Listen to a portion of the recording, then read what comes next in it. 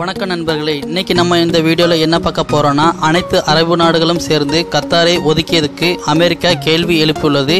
அதை பற்றி பார்க்க முன்பு நம்ம சேனலை சப்ஸ்கிரைப் பண்ணலன்னா இப்பவே சப்ஸ்கிரைப் பண்ணிக்கோங்க. அமெரிக்காவின் வெளியுறவுத்துறை கத்தாரை ஒதுக்கியதற்கான சரியான காரணத்தை கூற வேண்டும் என அரபு நாடுகளை கேட்டுள்ளது. அமெரிக்க அதிபர் ட்ரம்ப் கத்தார் நாட்டை தீவிரவாத காப்பாளர் என கூறியிருந்தார். ஆனால் தற்போது அமெரிக்க வெளியுறவுத்துறை அமைச்சர் அரபு நாடுகளிடம் கத்தாரை ஒதுக்கியது ஏன் என விளக்கம் கேட்டுள்ளது. சவுதி அரேபியா, கத்தார், UAE ஆகிய மூன்றுமே அமெரிக்காவின் நேச நாடுகள் ஆகும்.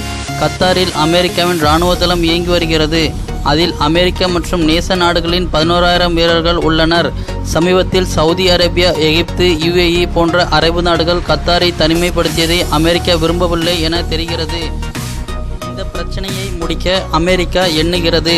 சுமூகமான ஒரு முடிவுக்கு விரைவில் வர வேண்டும் என அரேபிய நாடுகளை கேட்டுக்கொண்டுள்ளது. தீவிரவாதிகளுக்கு பண உதவி செய்வதை நிறுத்த வேண்டும் என கத்தார் நாட்டுக்கு அறிவுறுத்தி உள்ளது. ஆனால் இதுவரை கத்தார் தன் மேல் சுமத்தப்பட்ட அனைத்து குற்றங்களையும் மறுத்து வருகிறது. இந்த மாதிரி பல வெளிநாட்டு செய்திகளை உடனுக்குடன் தெரிந்து கொள்ள நம்ம சேனலை சப்ஸ்கிரைப் பண்ணலன்னா இப்பவே சப்ஸ்கிரைப் பண்ணிக்கோங்க.